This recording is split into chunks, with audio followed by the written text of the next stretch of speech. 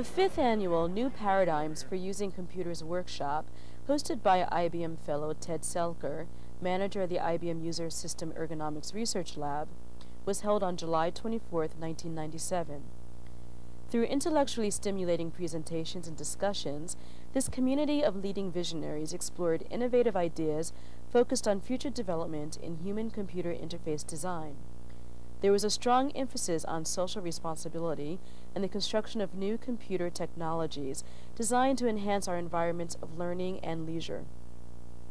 Fun and innovative techniques were used for communication among the audience and presenters, including easily accessible microphones embedded into Nerf balls, a projected image of audience questions and comments made possible by a mobile computer noteboard, and messages posted on the blackboard through the use of radio headsets and the human hand. Remote audience members viewed the workshop through a See You See Me live transmission. Mapping human behaviors into software design and its social implications were common themes addressed in this year's presentations. Ted Selker from IBM asked the audience to contemplate the influence personal digital assistants, beepers, and computer cards have on our daily social interactions. Will Wright from Maxis described the development of the game SimCity, using the concept of engineered failure as a method of stimulating learning. Jim Sporer from Apple introduced the World Board, a personal digital assistant device which would enable the global sharing of information at any point on the Earth. Oliver Selfridge from MIT emphasized the need for designing machine intelligence with agents that exhibit the human traits of common sense and responsibility. Bill Buxton from SGI explored the human threshold for absorbing information and ubiquitous computing. Richard Sapper's presentation raised the ever-important question of designing with human needs as a priority.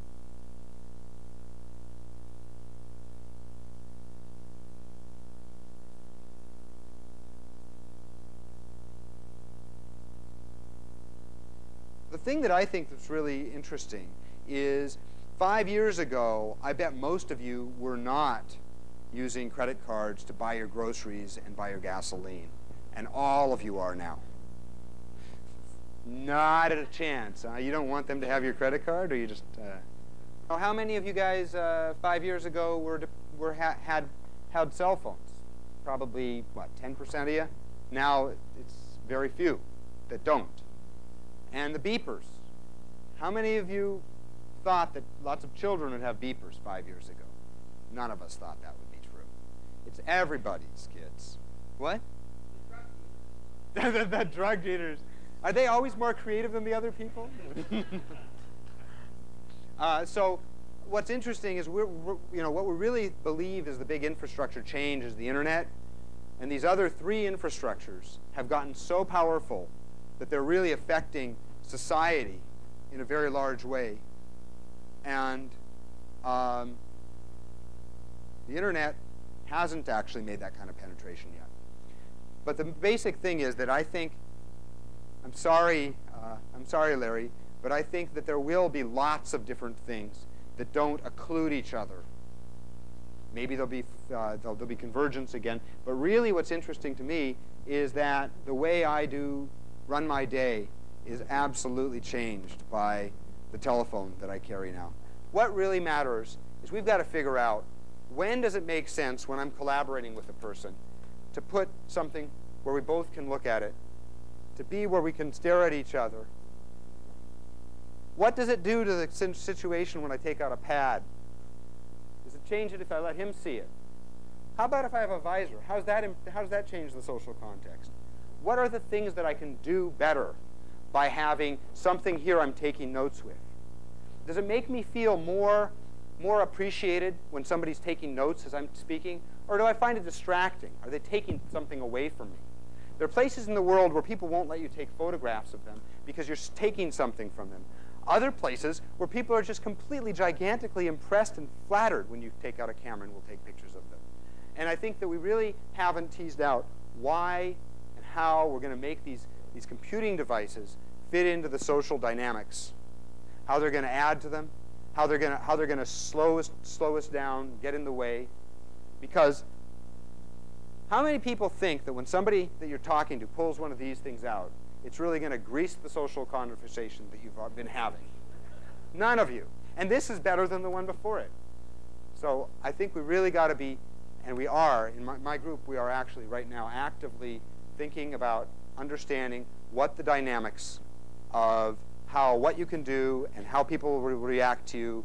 Are you going to make friends, or are you going to, what's the social statement that you're going to be making when you do something with one of those? Okay, so in the social context, there's various things you want to carry it for. You want to make discrete memory aid. That's what you guys are all doing with these things here. It's all this, you just don't have a good enough memory to remember how to get to Almaden. You use these things. Or is it you're transferring a task to somebody else? Are you sharing a task? There's all sorts of reasons that you can bring technology into a social situation. And I don't think that we've really thought hard enough, and we're just starting to think harder about why we're doing it. The bottom line is that most of us wear most of the things that we wear, including our car, for an image statement about who we are, who we want other people to think we are, and those kinds of issues are kind of something that us technologists have just always kind of pretended, oh, those aren't really why people have things. People have things to do things. The difference is that historically, in this order. Historically, the people that use technology are often people that are doing it because it's part of their job and they have to, and they get learned how to do it. And what's really exciting about this confluence of infrastructures that's happening is that everyone's getting a chance to do it as part of they're like walking down the street as a teenager. Much focus on the microscopic, and if you just step back a little and look at a larger piece of granularity, that's the important part to build the user interface. I think you're absolutely are the communities rather than the things, and it's absolutely. People live in a social context. They care about people. They want to spend their time with people. They want to communicate with people.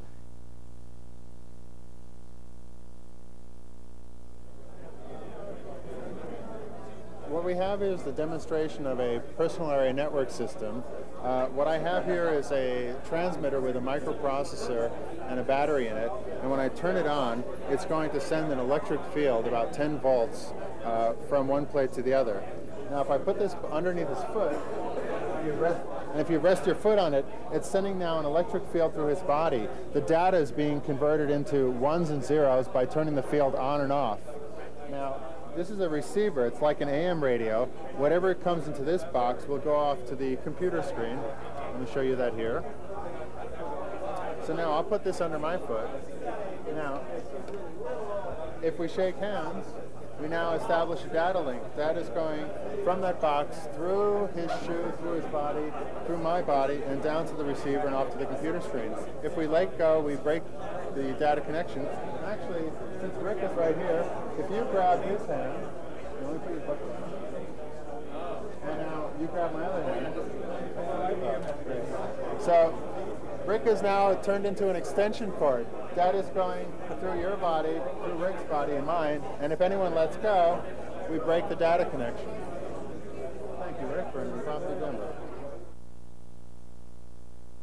For more information about the workshop proceedings and a 1-hour documentary video, please make note of the following contact information.